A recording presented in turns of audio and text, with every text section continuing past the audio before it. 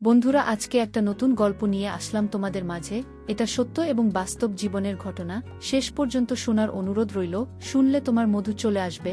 দেরি না করে চলো শুরু করা যাক। আমার নাম সুবর্ণা। আমি মধ্যবিত্ত পরিবারে জন্মগ্রহণ করেছি। আমার বয়স যখন 6 বছর ছিল, তখন আমার বাবা আমাদের ছেড়ে চলে যান। আর গত 2 বছর আগে আমার মা ও মারা গেছে। আমার বয়স 16 বছর। আমরা 2 বোন। আমার বড় দিদির নাম ঝর্ণা। ঝর্ণার বয়স 25 বছর। এখন বাবা মা ছাড়া ঝর্ণা দিদি আমার সব কিছু। এখন আমার বাবা মা দুটোই ঝর্ণা দিদি। ঝর্ণা দিদি একটা ছোট কোম্পানিতে যোগ করে আমাদের সংসার চালায়। ঝর্ণা দিদির থেকে আমি একটু হেলদি ছিলাম, তাই আমাকে দেখে বড় মনে হতো, আর দিদিকে দেখে আমার থেকে ছোট মনে হতো। দিদি কোম্পানিতে চাকরি করতে করতে একটা ছেলেকে পছন্দ করে। ছেলেটি তাদের অফিসে জব করত। আমি মাধ্যমিক পাশ করার পরে আর পড়াশোনা করিনি। দিদি বাইরে চলে যেত, আমি বাড়িতে থাকতাম। বাড়িতে থেকে আমি বাচ্চাদের টিউশন পড়াতাম। আমাদের বাড়িটা অনেক বড় ছিল, উচ্চখানা রুম ছিল। বাবা খুব শখ করে বাড়িটা বানিয়েছিলেন, আর বলেছিলেন আমাদের 2 বোনের বিয়ের পরেও এই বাড়িটা আমাদের 2 বোনেরই থাকবে। এখন তো আমাদের বাবা মা কেউ নেই, তার বাড়িটা না চাইলেও আমাদের 2 বোনের থাকবে। বাবা মা ছাড়া বাড়ির আর কোনো মূল্য নেই। বাবা মা না থাকার যে কি কষ্ট সেটা আমাদের ছাড়া ভালো কেউ বুঝবে না। দিদির সকাল বেলা অফিসে চলে যেত, আমি সারা দিন বাড়িতে থাকতাম। ঝর্ণা দিদি যে ছেলেটিকে ভালোবাসত, তার নাম ছিলেই। ঝর্ণা দিদিকে খুব ভালোবাসত। তারপর অভি দাদা দিদির ছবি নিজের বাড়িতে পাঠিয়ে দেয়, এবং দাদার মা বাবা আমার দিদিকে দেখে পছন্দ করে। তারপর অভি দাদা ও ঝর্ণা দিদির বিয়েটা পাকা হয়, এবং খুব ছোট করে তাদের বিয়ে হয়। বিয়ের পরেও দাদার বাবা মা চেয়েছিল যাতে গ্রামের বাড়িতে চলে যায়। দাদা শহরে এসে জড়ো করছিল, তাই দিদি ভেবেছিল তারা দুজন একই সঙ্গে একই অফিসে কাজ করবে। কিন্তু ওদিকে অভি দাদার বাবা মা এটা চেয়েছিল যাতে ঝর্ণাদি গ্রামের বাড়িতে গিয়ে ওই দাদার বাবা মাকে দেখাশোনা করে। কিন্তু দিদি যদি এখান থেকে চলে যেত তাহলে আমি একা হয়ে যেতাম। আমাদের ওবামা ছিল না, দিদি আমার সবকিছু ছিল। এই ব্যাপারে অভি দাদাকে ঝর্ণা দিদি বলেছিল, তোমার বাবা মায়ের সাথে আমি কথা বলবো এবং আমি তাদেরকে ব্যাপারটা পৌঁছাবো। আসলে অভি দাদা তার বাবা মায়ের সব খরচটা ওই দাদার বাবা মা ভেবেছিল বিয়ের পরে হয়তো তাদের ছেলে আর কোনো খরচা দেবে না। আমার দিদি তার শ্বশুর শাশুড়িকে বুঝিয়ে বলেছিল, অভি আগে যতটা আপনাদেরকে ভালোবাসত আপনাদের টাকা পাঠাতেন, এখনও ততটাই আপনাদের ভালোবাসবে এবং টাকা পাঠাবে। আপনাদের কাছ থেকে আপনাদের ছেলেকে আমি কেড়ে নেবে না। এই ব্যাপার নিয়ে এত ভয় পাবেন না। আপনার ছেলে আপনাদেরকে এতদিন দেখে এসেছে এবং আগেও দেখবে, আর আমি আপনাদের সঙ্গে আছি। আপনাদের যখন কোনো অসুবিধা হবে আমার এখানে চলে আসবেন। ঝর্ণা দিদি খুব ভালোভাবে তার শ্বশুর শাশুড়িকে বুঝিয়েছেন, এবং ঝর্ণাদির বোঝানোর স্টাইল দেখে রবি দাদা খুব খুশি হয়েছিল।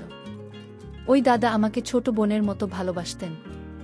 বিয়ের পরে 1 সপ্তাহ দিদি ও দাদা গ্রামের বাড়িতে ছিল, তারপরে চলে আসে শহরে। ওই দাদা একটা ভাড়ার ফ্ল্যাটে থাকা। দিদি যখন 1 সপ্তাহ বাড়িতে ছিল না, তখন আমি খুব কষ্ট করেই বাড়িতে একা ছিলাম। বাবা মা ছাড়া একা থাকা যে কি কষ্ট সেটা আমাদের থেকে ভালো আর কেউ বুঝবে না। ঝর্ণা দিদি অভি দাদা ভাড়ার ফ্ল্যাটে ছিল।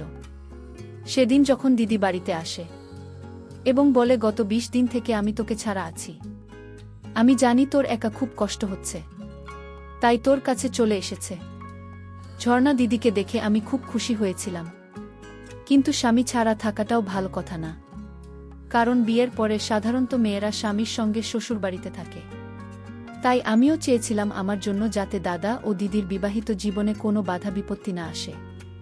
তাই সেদিন যখন অভি দাদা রাতের বেলা বাড়ি আসে, তখন দাদা ও দিদিকে একটা আইডিয়া দিয়েছিলাম যাতে তারা ভাড়ার ফ্ল্যাটে না থেকে এই বাড়িতে যাতে তারা দুজন থাকে। এই বাড়িটা তো আমার দিদি ছিল, তাই আমি ভেবেছিলাম দাদা ও দিদি এ বাড়িতে থাকলে আমারও সাহস হবে, এবং দাদা ও ঝর্ণা দিদিকে ভাড়ার ফ্ল্যাটে থাকতে হবে না। ভাড়ার ফ্ল্যাটটা খুব ছোট ছিল, তাই ওই দাদা আমাকে একটা কথা বলেছিল যে ফ্ল্যাটটা ভীষণ ছোট, নইলে তোমাকে আমাদের সঙ্গে নিয়ে যেতাম। আমার এই আইডিয়াটা দাদা ও দিদির পছন্দ হয়। এবং তারা তাদের সমস্ত জিনিসপত্র নিয়ে ভাড়ার ফ্ল্যাট ছেড়ে এই বাড়িতে চলে আসে। তারপর থেকে তারা এই বাড়িতে থাকত এবং এখান থেকেই তারা চাকরি করত। এভাবে আমাদের খুব ভালোই কাটছিল। দাদা ও দিদির বিয়ে হতে 1 বছর হয়ে গিয়েছিল, কিন্তু এখনও তাদের নিজের কোনো সন্তান হয়নি।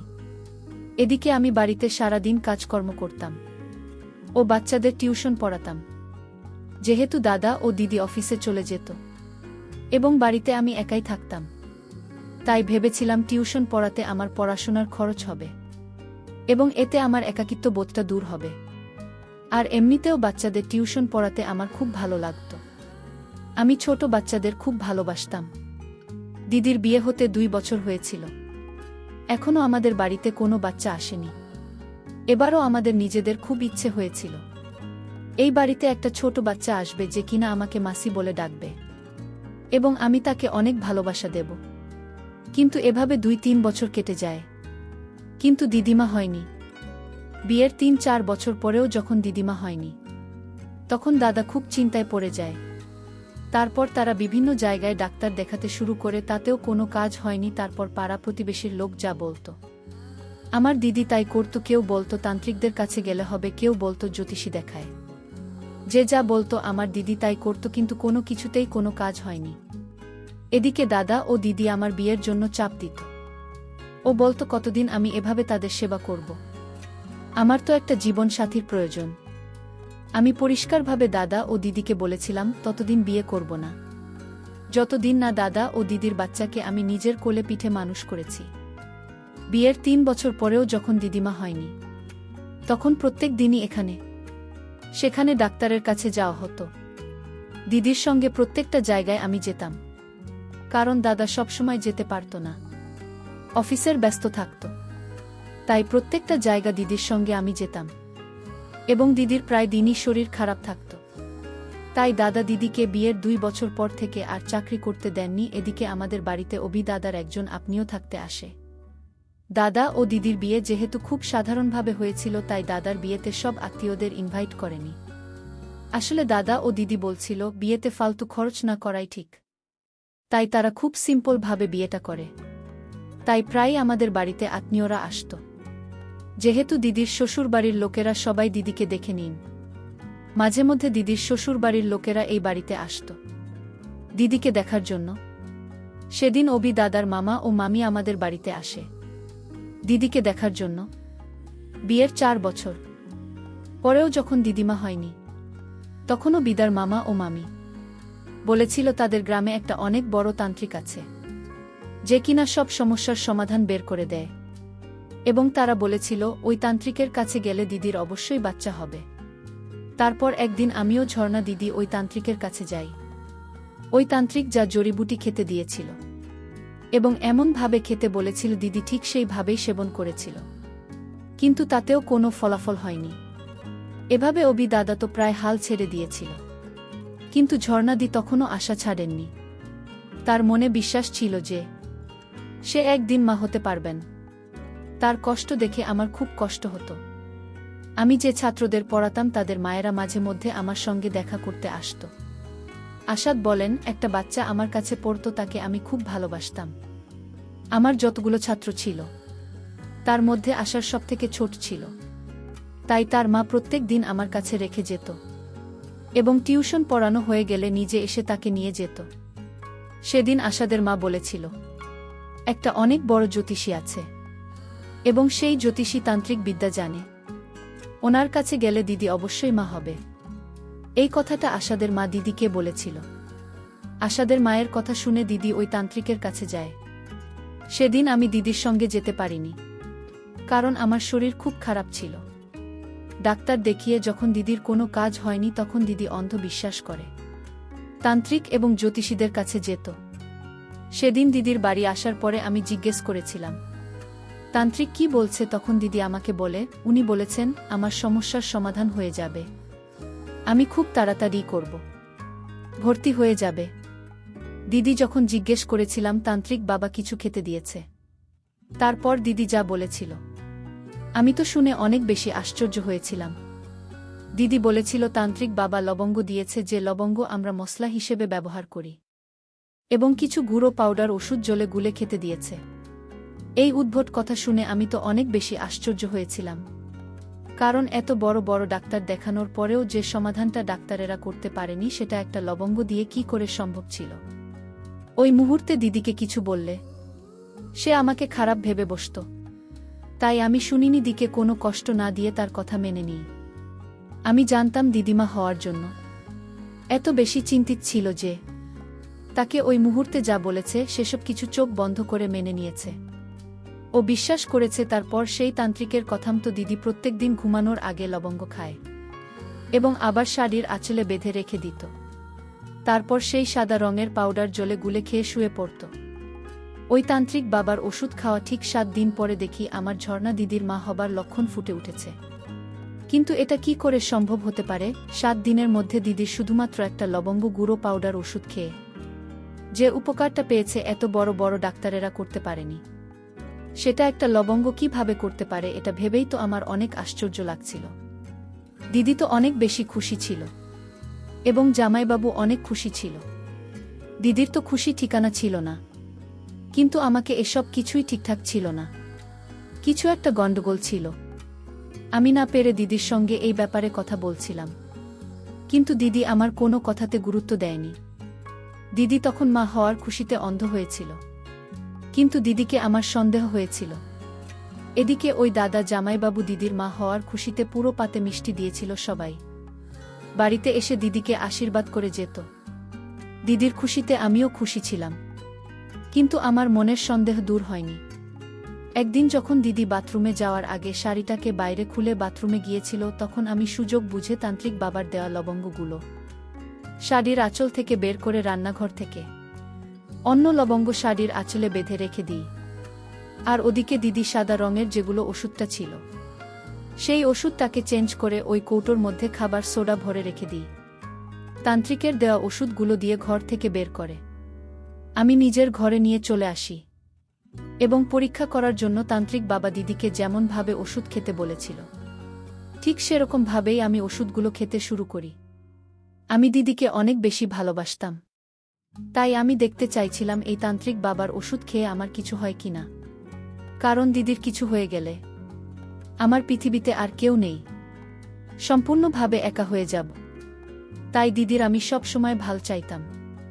এই কথাটা কেউ জানত না যে আমি দিদির ওষুধ পাল্টে দিয়েছি এবং এখন আমি নিজেই এই ওষুধগুলি সেবন করছি।